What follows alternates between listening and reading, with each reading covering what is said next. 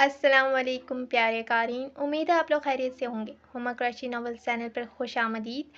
आप लोग थंबनेल देख के यकीनन वीडियो का समझ ही गए होंगे कि ये वीडियो किस बारे में है। जी हाँ, आज हम करने वाले हैं जन्नत के पत्ते के मेन कैरेक्टर के बारे में रिव्यू। भला जन्नत के पत्ते नावल किसने नहीं पढ़ा होगा।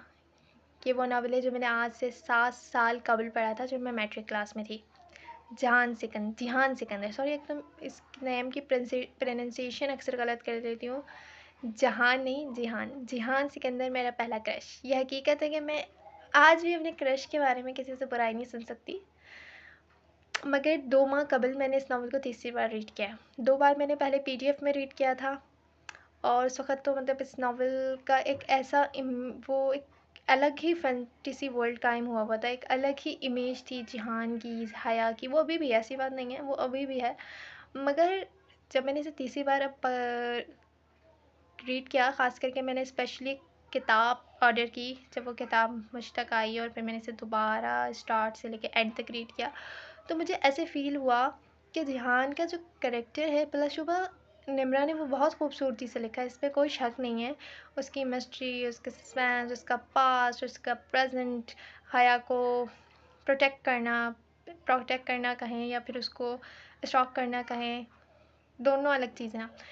हर चीज़ बड़ा मेस्मराइजिंग सी चीज़ें हैं, आपको अपने हिसार में बांध देती हैं। मगर कुछ आदतें ऐसी हैं इस कैरेक्टर की जो मुझे लगता है एज अ हस्बैंड अगर देखा जाए कि हया का, तो वो एक रेड फ्लैग वाली फीलिंग्स देती है। जिसमें सबसे पहले है जिहान का हर वक्त हया को जज करना। हर एक्ट से अपनी मर्ज़ी की राय कायम कर लेता है जिहान। वो उसे लगता है कि अगर हया वलीद लगारी की गाड़ी में बैठ गई तो क्या वो ऐसी लड़की है जो हर किसी की गाड़ी में बैठ जाती है। फिर इसे नए नए नामों से खौफजदा करना, कभी डॉली, कभी पिंकी, कभी अब्दुर्रहमान पाशा।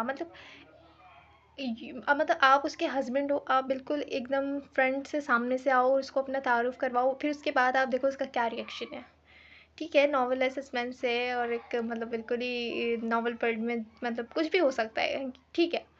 लेकिन फिर भी बहुत सारी आदात ऐसी हैं जिनको निम्रा ने गलत नहीं कहा, बल्कि उस चीज़ को बड़ी खूबसूरती से ऐसे दिखाया गया है कि हाँ वो ठीक थी, लेकिन वो बिल्कुल रेड फ्लैग्स वाली फीलिंग देती हैं। हया उसकी बीवी थी, उसे बार बार परखना, टर्की में जब वो आ गई उसे फिर से बोट पर उसे उसका बैग छीन के वो बच्चा भाग जाता है, वो अब्दुर्रहमान पाशा के घर जाती है, उसे वो शादी की ऑफ़र करता है, एक तरह से वो उसका इम्तहान ले रहा होता है। तो हमारे जो करीबी रिश्ते होते हैं हम उन्हें इम्तहानात में नहीं डालते, क्योंकि हमें नहीं पता कि सामने वाला हमारे बारे में क्या राय कायम रखता है।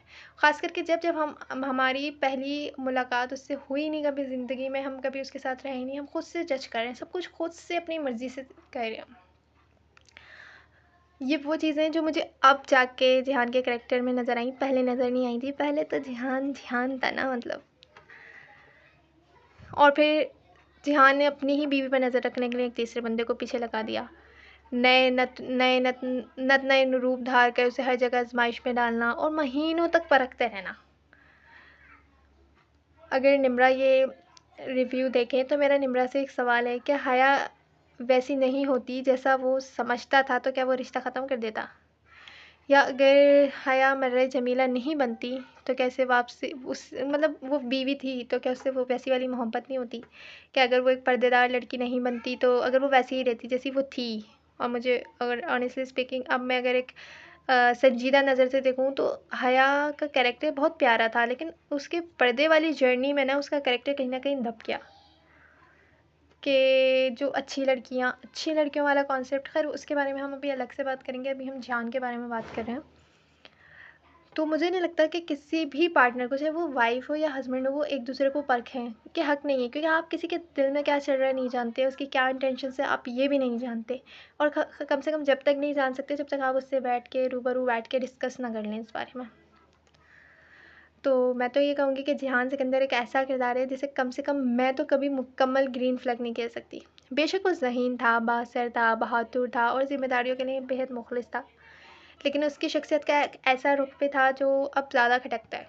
वो अक्सर ये फ़र्ज़ कर लेता था कि इसे दूसरों की तरफ से फ़ैसला करने का हक़ हासिल है, ख़ास तौर पर जब बात हया की हो। वो उसे अपनी मर्ज़ी से चलाना चाहता था। एक तरफ दिखाया गया है कि जिहान जो है वो हया की मर्ज़ी पे चल रहा है, वो कह रहा है कि आपकी जो मर्ज़ी चाहे आप ज़िंदगी में करो, लेकिन कहीं न कहीं दिखाया है वो उसको हैंडल कर रहा है किसी तरह, बिल्कुल अपनी मर्ज़ी से उसको चला रहा है कि वो कब टर्की आएगी, कैसे आएगी, किसके साथ आएगी, कब वापस जाएगी, कब उसका कब उसके समर ब्रेक है, वो समर ब्रेक में कहाँ घूमने जाएगी। मतलब मैं समझती हूँ जिस सामने वाले को जब तक आप एतमाद में नहीं लोगे, आपका रिश्ता कैसे मजबूत होगा। बीइंग अ हस्बैंड आप देखें तो ये एक बिल्कुल ही मतलब रेड फ्लैग हस्बैंड वाली उस पर क्वालिटीज़ थी जो कि ग्रीन फ्लैग करके दिखाई गई।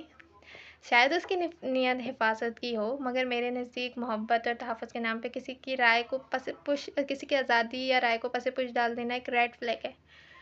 मुझे उसके वो लम्हात भी नहीं पसंद आए जब वो अपनी शनाख्त, मंसूबों या अहम हकीकतों को ज़रूरत से ज़्यादा राज़ रखता है। मैं समझती हूँ कि सस्पेंस और पेशे बनाना मजबूरी जो होती है ना, वो अपनी जगह, लेकिन किसी करीबी रिश्ते में मुसलसल नाइल्म रखना एतमाद को कमज़ोर कर देता है। इस तरह इसकी खामोशी, जज़्बात को वाज़ेह ना करना और हर मसले को अकेले सँभालने की आदत इसे पेचीदा किरदार तो बनाती थी, मगर वो एक मिसाली शरीक हयात नहीं था। मतलब वो एक ग्रीन फ्लैग हस्बैंड हरगिज़ भी नहीं है जिहान। जिहान का कैरेक्टर बहुत मज़े का है, मज़ा आता है पढ़ के, और बड़ा अलग मुनफरिद सा कैरेक्टर है, लेकिन कम से कम मिसाली शरीक हयात वाला कैरेक्टर नहीं है जिहान का। हाँ, वो एक मॉरली कॉम्प्लेक्स आदमी ज़रूर था, और उसकी यही खामियाँ थी जो उसे हकीकत के करीब लेके आती थी। और वो सिया नहीं था, सफ़ेद किरदार नहीं था, बल्कि एक मॉरली कॉम्प्लेक्स किरदार था। शायद इसीलिए बहुत से कानून उसे पसंद करते हैं। मगर मेरी नज़र में एक किरदार का करिश्माती होना और एक अच्छा पार्टनर होना दोनों अलग बातें हैं।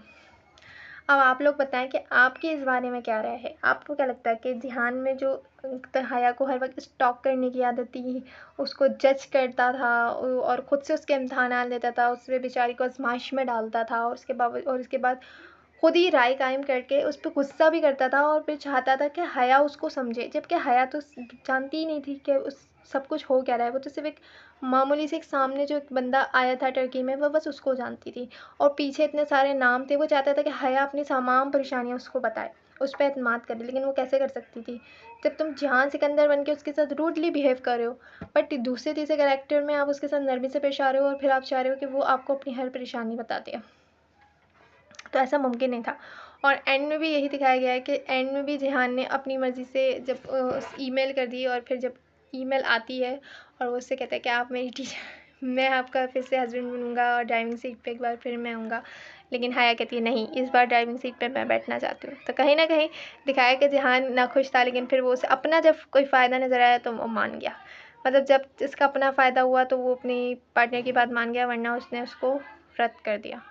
जबकि ऐसा नहीं होना चाहिए। जो एक मतलब जो एक ग्रीन फ्लैग जो होता है ना, वो कुछ बातें मनवाता है और कुछ बातें मानता है। तो जिहान का कैरेक्टर अपनी जगह, लेकिन कुछ बातें, कुछ आदतें ऐसी थी जो मेरे नहीं ख्याल के ग्रीन फ्लैग हस्बैंड में होनी चाहिए। बाकी आप लोगों का मेरी राय से मुत्तफ़िक होना ज़रूरी नहीं है, क्योंकि सबकी अपनी राय होती है। और हाँ, स्टिल जहान इज़ माई फेवरेट। जिहान मेरी फेवरेट है, इसमें कोई शक नहीं है। बाकी आप लोग बताएं आपके इस बारे में क्या राय है। जल्द मिलते हैं एक नए जन्नत के पत्ते के एक दूसरे कैरेक्टर की रिव्यू के साथ। जब तक के लिए अल्लाह हाफ़िज़।